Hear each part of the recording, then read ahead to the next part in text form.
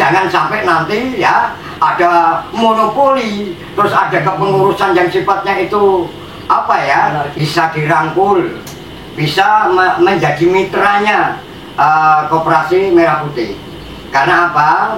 Banyak program-program pemerintah yang mohon maaf sampai detik ini juga memang orang-orang seperti saya ini agak kelewatan gitu Bang. Bahkan dilewati apa kelewatan saya nggak tahu. Yang jelas belum lah ya, belum nyampe ke kami.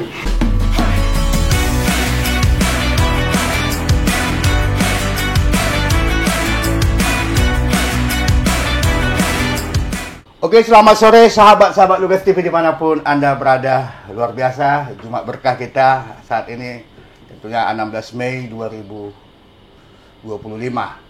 Podcast kita dalam program Libas Bos. Saat ini bos juga ya, bos koperasi. Ya, narasumber kita ini nggak asing, sudah 2 kali ini kita undang. Namun tema saat ini sangat menarik sahabat Lugas TV terkait program presiden kita saat ini yang melahirkan Koperasi Merah Putih yang juga sama Kabinet Merah Putih lah gitu ya. Tentunya menarik bagaimana perihal yang ada, koperasi yang sudah ada, termasuk narasumber kita ya sahabat Lugas TV, karena waktu berjalan terus. Tema yang kita bawa lahir Koperasi Merah Putih, lalu bagaimana nasib koperasi skala kecil? Ya, yaitu narasumbernya Bapak Ahmad Sobirin, ya, Ketua Koperasi Kotatmas, Koperasi Konsumen Tani Mesjid. Mesjid Sejahtera. Oh, Mesjid Sejahtera. Ya. Walaupun sejahtera semua nggak anggotanya? Sejahtera, Pak. Oke, kita bicara santai, Pak. Didampingi sekretaris daripada koperasi, siapa Bang? Namanya Bang? Ali, Bang. Bang Ali ya. Oke, silakan menyapa sahabat Lugas TV. Assalamualaikum warahmatullahi wabarakatuh. Terima kasih di mana hari ini hari yang berkah buat saya karena kami diundang untuk podcast bersama terkait dengan lahirnya Koperasi Merah Putih. Kami sebagai ketua koperasi kecil, Koperasi Kotatmas ini ada kekhawatiran ketika ada koperasi tingkat kelurahan yaitu Koperasi Merah Putih yang nantinya berdiri, tentunya koperasi ini koperasi besar. Nanti bisa dijelaskan lebih panas Pak, ini cuma perkenalan aja dulu. Oke. Wah, langsung menggas dia. Iya, menggas. Karena saking semangatnya. Oke, mungkin Bang Ali, silakan menyapa sahabat Lugas TV. Selamat sore semuanya. Perkenalkan saya Ali. Di sini saya mendampingi ketua dari Koperasi Kotatmas, yaitu Bapak Sobirin. Selamat sore, mudah-mudahan nanti kita bisa mendapatkan satu inspirasi ataupun kita keberkahan daripada apa yang kita bahas ini. Oke, luar biasa. Koperasi Merah Putih bertujuan untuk memperdayakan masyarakat desa dan kelurahan melalui usaha bersama, meningkatkan kesejahteraan, menciptakan lapangan kerja dan memperkuat ekonomi lokal. Program ini mendorong pemanfaatan potensi lokal secara maksimal dengan membentuk struktur ekonomi yang dikelola oleh dan untuk masyarakat.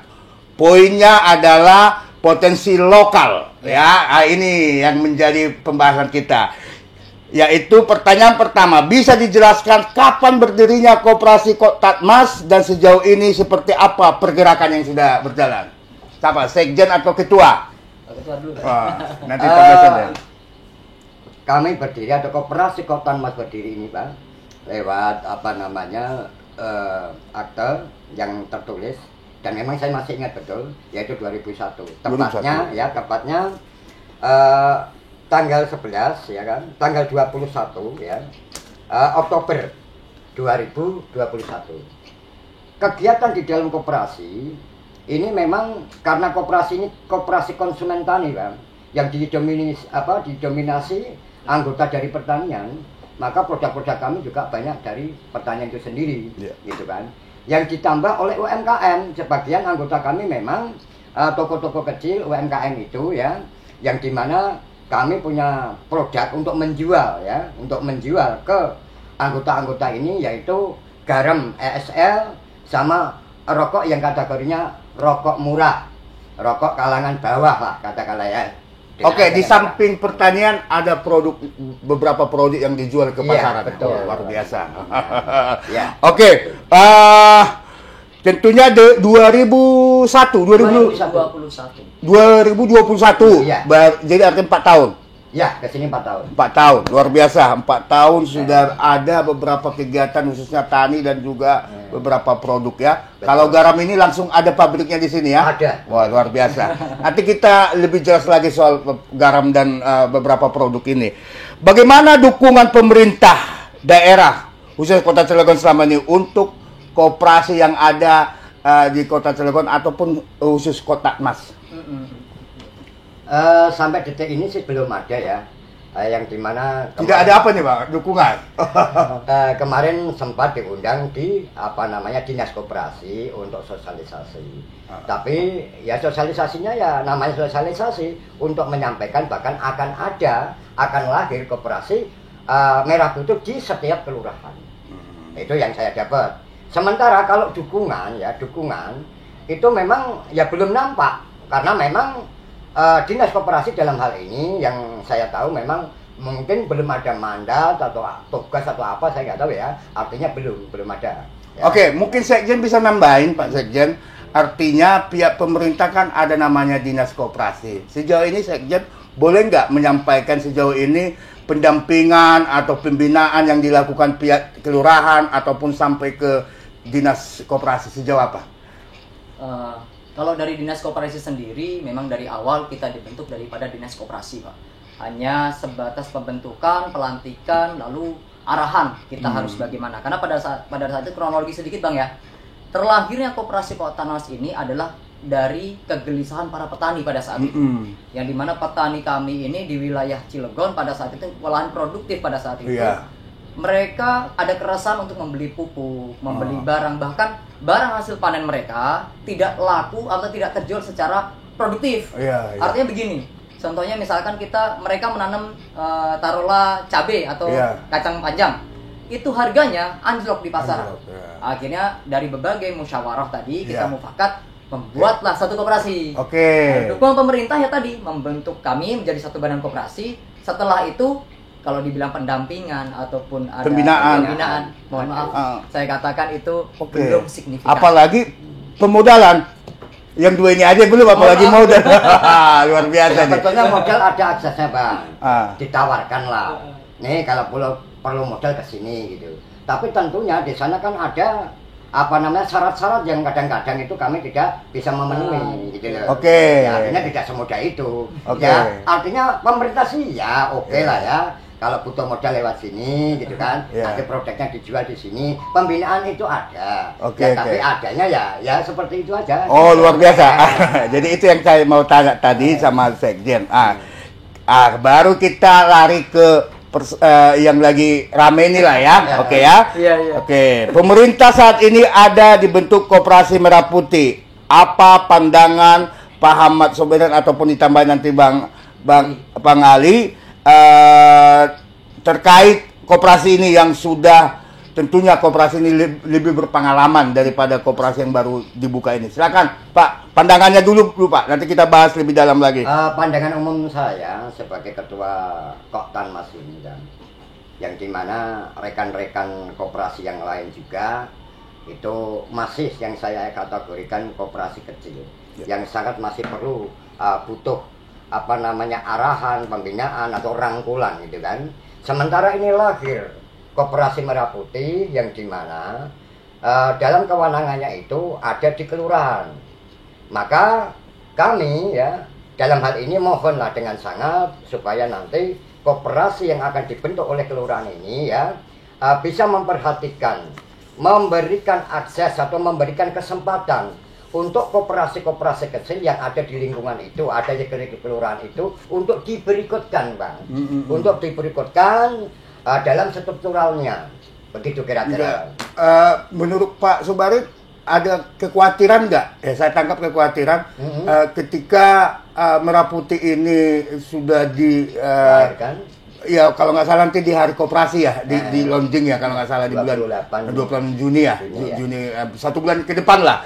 Artinya ada kekhawatiran di Bapak rekan-rekan di koperasi ini merasa akan dianaktirikan atau seperti apa nih tanda kutipnya? Ya maklum, tentunya ada Bang, kekhawatiran itu bahkan sangat mendalam karena belum adanya ya sosialisasi yang menjamin ya kami akan menjadi mitranya misalnya atau ditawari menjadi mitra gitu kan.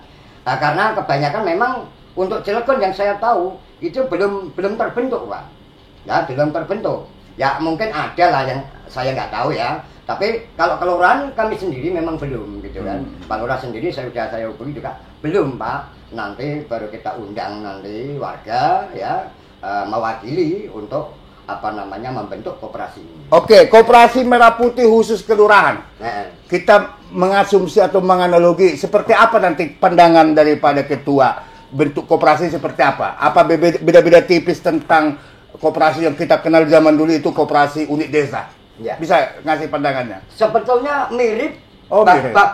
bahkan hampir sama sih sebetulnya. Kalau koperasi itu ya seperti itu. Cuma ya. Karena Merah Putih aja jadi. Kalau Merah Putih ini dananya sudah boleh dibilang dipersiapkan di situ. Oke, kalau koperasi unit desa agak berbeda ya. Agak berbeda dan anggarannya kan lebih kecil. Oh iya siap. Ini gede kan. Oke. Nah kalau koperasi kami kok Tanmas ya dananya atau modalnya ya dari anggota. Gitu loh, bukan dari siapa-siapa. Itu yang mudah-mudahan nanti dari abang ada gitu kan. Itu. Jadi intinya gini, Bapak tentunya sudah berpengalaman terkait koperasi lah, ada pengalaman. Insya Allah. Dengan hadirnya koperasi yang dari Merah Putih ini, tentunya kalau kita berbicara di Kota Cilegon kan ada 43 kelurahan. Betul. Tentunya nanti ada 43 koperasi Merah Putih di setiap kelurahan. Tentunya kalau menurut saya sih wartawan atau pengamat analis gitu ya, seharusnya pihak kelurahan itu harus mengundang koperasi-koperasi yang sudah ada untuk membicarakan seperti apa nih teknisnya. Bagaimana ini pendapat Bapak, agak setuju nggak dengan saya gitu? Dalam sosialisasi di dinas koperasi pun ya berharap seperti itu. Oke. Namun lagi-lagi Pak, kewenangan ini ada di sono, ada di kelurahan itu. Iya, nah, saya tentunya berharap ya nanti Pak Lurah dalam hal ini bijak gitu kan. Ada kebijakan. Untuk memberikutkan koperasi-koperasi yang sudah ada, yang kategorinya koperasi sehat, koperasi yang sudah RAP misalnya, koperasi yang memang punya kegiatan misalnya, seperti itu. Oke. Gitu. Aku nambahin nih Pak Ali, Pak Sekjen. Dengan adanya koperasi Merah Putih, kita mendapat informasi nih, koperasi-koperasi yang sudah lama yang tidak sehat katanya dengar-dengar mau bangkit lagi. Ada informasi seperti itu nggak Pak Ali? Di lapangan? Kalau di lapangan kita berkumpul dari teman-teman yang bergiat di koperasi ya Pak, terutama apalagi di UMKM gitu ya. Dulu lahirnya KUD itu zaman saya masih kecil, mungkin kita nggak betul paham, tapi beberapa teman yang memang sudah aktif di situ, mereka memahami dengan data-data itu. Artinya kabar burung itu ada. Oh iya. Gitu. Di lapangan itu seperti itu adanya. Tapi tetap bagi kami tetap optimis lah. Optimis bagaimana pemerintah ini mau dalam jalur KUD kah atau Merah Putih kah? Harapan kami koperasi yang sudah terbentuk ini jangan lalu dimatikan. Apalagi yang mati suri tadi makin dimatikan. Iya. Gitu. Jadi kita kan sepakat tadi ya, koperasi Merah Putih bertujuan kan memperdayakan nih. Salah satunya tadi kan program ini mendorong pemanfaatan potensi lokal. Salah satu lokal yang sudah dilakukan oleh teman-teman Kopta. Nah, kan kayak gitu Pak. Kan? Jadi kita jangan lari dari ini. Kalaupun alurnya nanti Merah Putih di setiap kelurahan tidak merangkul koperasi yang sudah ada, artinya lari dari tujuan dong. Kan gitu, lari dari tujuannya. Oke, ini menarik. Dalam kesempatan podcast ini, Pak Ketua boleh menyampaikan khususnya Presiden Prabowo, ya kan? Mana tahu didengar gitu kan? Betul. Dalam program ini tentunya menyambut baik program ini dari Bapak yang sudah berpengalaman. Tapi bagaimana nih pesannya Pak Prabowo, Presiden kita untuk supaya koperasi ini benar-benar sesuai dengan tujuannya? Silakan, Pak Ketua. Terima kasih Bang. Saya hanya menyampaikan salam kepada Bapak Presiden. Mohon ya kami yang di bawah ini bisa mendapatkan akses, bisa dirangkul, bisa menjadi mitranya koperasi Merah Putih. Karena apa? Banyak program-program pemerintah yang mohon maaf sampai detik ini juga memang orang-orang seperti saya ini agak kelewatan gitu Bang. Bahkan dilewati apa kelewatan saya nggak tahu. Yang jelas belum lah ya, belum nyampe ke kami. Harapan kami ya, karena ini bicara tentang koperasi, kami yang di daerah, kami yang di kelurahan-kelurahan ini ya, ada koperasi-koperasi yang dimana koperasi itu dari betul-betul paling bawah, rakyat yang bawah, rakyat yang miskin, kami kumpulin, kami ajak berkoperasi. Nah, ya, karena kami sadar, maka untuk itu mudah-mudahan Bapak Presiden dengan perangkatnya atau dengan kementeriannya sampai ke desa itu ada pengawasan, ada pengawalan yang ketat sehingga yang mestinya bisa dirangkul, bisa dibina, bisa mendapatkan pembinaan memang harus diberikan. Jangan sampai nanti ya ada monopoli, terus ada kepengurusan yang sifatnya itu Monarki lah. Ya katakanlah memonopoli kan akhirnya kami ini tertinggal lagi. Oke, saya setuju tuh Pak. Bapak Presiden ya, yang terhormat, seluruh kabinet khususnya Menteri Koperasi, ya kan? Karena ini tugas daripada Menteri Koperasi. Tentunya pengawasan ini tidak mudah, ya kan? Ada peluang-peluang celah untuk melakukan hal-hal yang tidak diinginkan. Betul. Tentunya saya sangat meminta kepada pemerintah untuk menjalankan pengawasan yang sangat ketat terkait ini. Ini luar biasa. Supaya nyampe ke kami. Ya, ini luar biasa supaya dirasakan langsung oleh koperasi-koperasi yang sudah ada, yang sudah masih aktif saat ini seperti koperasi Koptarnas ini. Kita kembali ke persoalan produk ini. Sahabat Lugas TV. Bapak ini tadi tiba-tiba bawa, saya kira rokok ini buat saya atau buat tim, ya kan? Boleh ini, boleh. Tapi tiba-tiba, ini penjualan kami, dan yang luar biasa ada garam di sini. Ini tentunya kebutuhan umum, kebutuhan umum buat kebutuhan pokok buat masyarakat. Wow, luar biasa. Boleh Pak sedikit diceritakan atau saya menceritakan sejauh mana penjualan produk dan produk apa lagi yang kira-kira yang potensi. Sudah di potensi. Oke, silakan Pak Sekjen. Dari produk garam ini kami banyak belajar.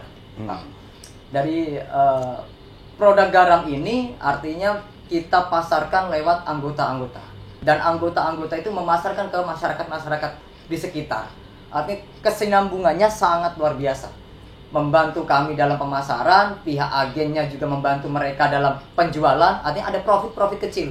Yang dimana koperasi itu bisa hidup dari profit kecil itu, Pak. Gitu. Dan profit itu alhamdulillah banyak sekali teman-teman atau anggota yang terbantu dari program garam.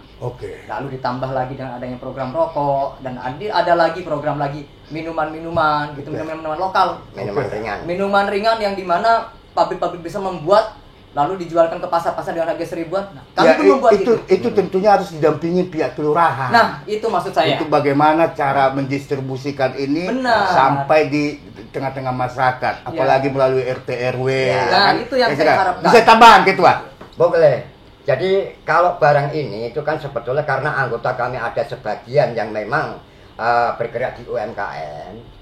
Saya melihat ada peluang di sana, ada potensi yang bisa kita olah. Makanya kami lalu mengajukan untuk menjadi agen ya daripada ASL ini ke PT Sumatrako ya.